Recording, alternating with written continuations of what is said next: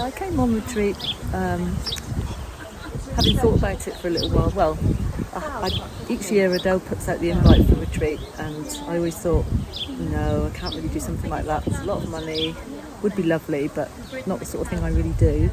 And then my friend decided she was going to come along and ask me, and something just went, yeah, why not do something just for me?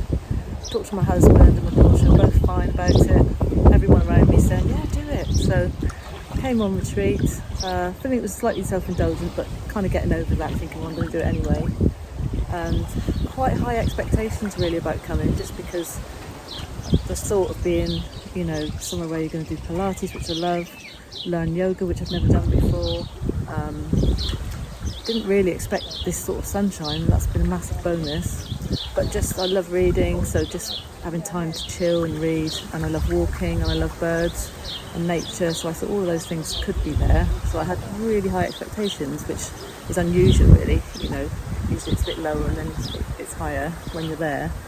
But actually being here, it has exceeded even my top expectations really.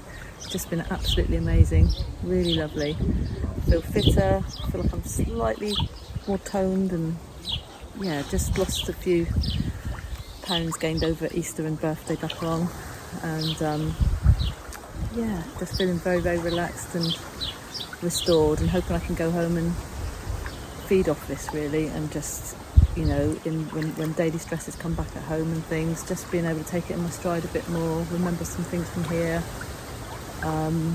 yeah, and try to put more things in my life like this really, take things from here to take with me, yeah.